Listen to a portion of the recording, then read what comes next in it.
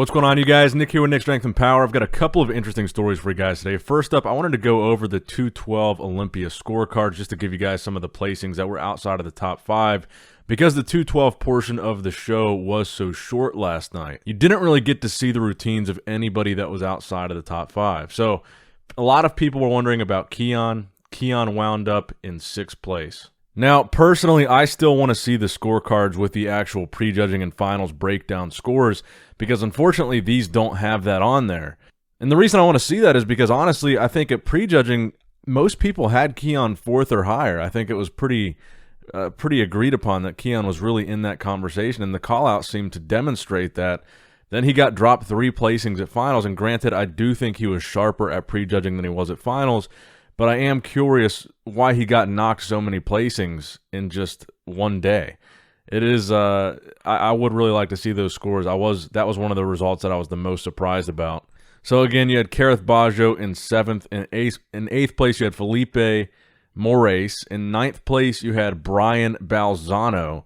And rounding out the top 10, you had Dean White. Then, of course, you guys already know the top 5 because you saw it last night. Sean Clarita 1, Angel Calderone in 2nd, Kamal taking 3rd, Ahmad Ashkanani in 4th, and Ole Crivier in 5th place.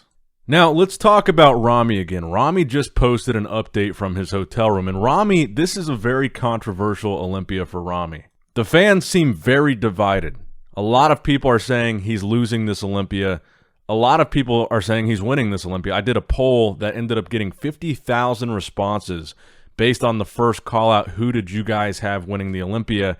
And Ramy ended up winning that poll with a landslide result of 64% votes that Big Ramy was going to win. 50,000 of you voted, which is insane. With that being said, it seems like there's also a whole nother side of the internet that thinks Ramy is losing the Olympia. Now, as of last night, I thought he was winning, but I'm told from a source close to the Olympia, close to the judging, they claim that 100% Big Ramy will not win this Olympia. Supposedly, based on prejudging, 100% there will be a new Mr. Olympia champion. And this is the latest update from Ramy.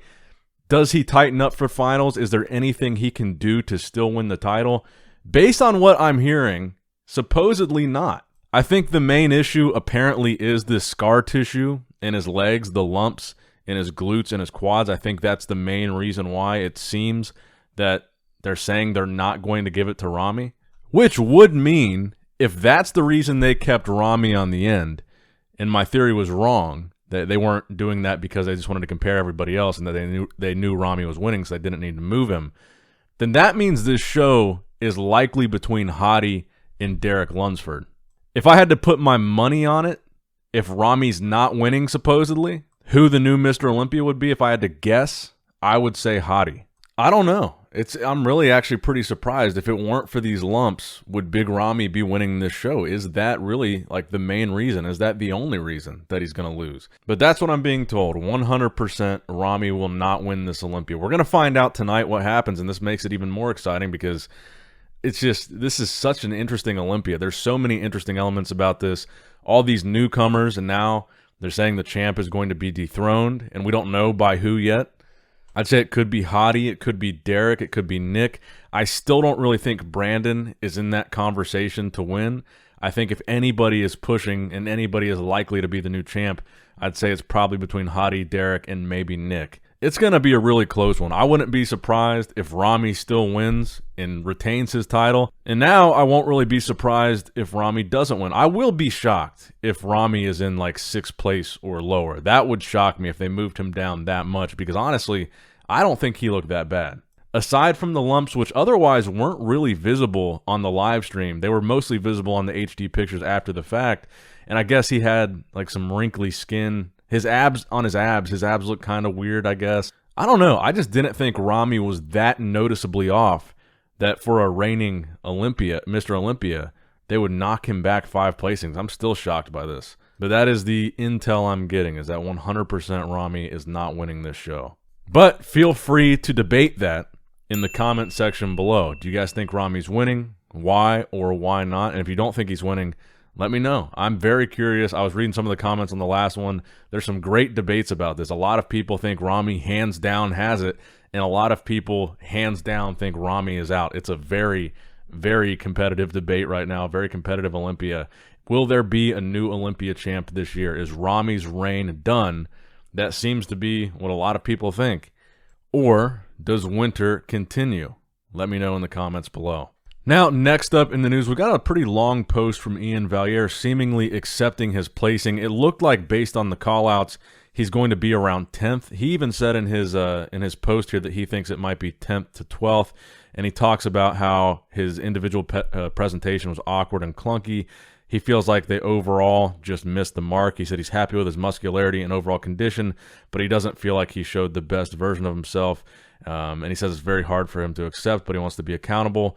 And he says that he thinks he's going to be top 10 to 12 in this lineup based on the callouts. And that's about what I thought after watching Prejudging 2. I have him still in 10th place, maybe getting pushed to 11th based on how those callouts go. Raphael could sneak in there in that top 10 and maybe push him back a placing. But I actually don't think it was that Iain looked bad. I think it was just that this lineup was so good, so competitive. And that's kind of why I predicted him in 10th to begin with, because it's so much more of a competitive lineup than last year. Not because I don't think Iain is good. I think it's just because the lineup was this much deeper that it would push him back from 7th place, like 3 placings, because you got 3 guys that are really good that weren't here last year: Andrew Jack, Michael Krizo, Derek Lunsford. And then Iain also said in regards to Chris Bumstead at the prejudging for Classic Physique, total domination, didn't even lose a single pose in my opinion. Too big, too good of shape, condition is insane. And I feel the same way. I think that Chris will win that title hands down. He looked bigger than ever, better than ever, very conditioned. I think overall you got to take your hat off to Hani Rambod looking at this Olympia, man. This Olympia, Hani is going 3 for 3. I mean, imagine if Hadi Chupin wins the Olympia, Derek takes 2nd, and then Chris wins Classic Physique. Those are all Hani's guys, completely taking over the Olympia. That's pretty impressive if that's the way this ends up shaking out. Now that's going to wrap it up for the video, guys. And as always, my coverage of the 2022 Olympia weekend is presented to you by the Arnold Sports Festival, the world's #1 health, fitness, and sports expo. To celebrate the 35th Annual Arnold Classic, they're running a limited-time pay-per-view sale. Enjoy all the weekend's nonstop action for just $35. Don't miss out. Purchase yours today before the sale is over. Head on over to arnoldsports.com and go check it out. And tomorrow on the channel, an Olympia wrap-up with Arnold himself. So stay tuned for that. And as always, I love you guys. Appreciate you guys. Nick Strength and Power, signing out. How strong was Arnold Schwarzenegger?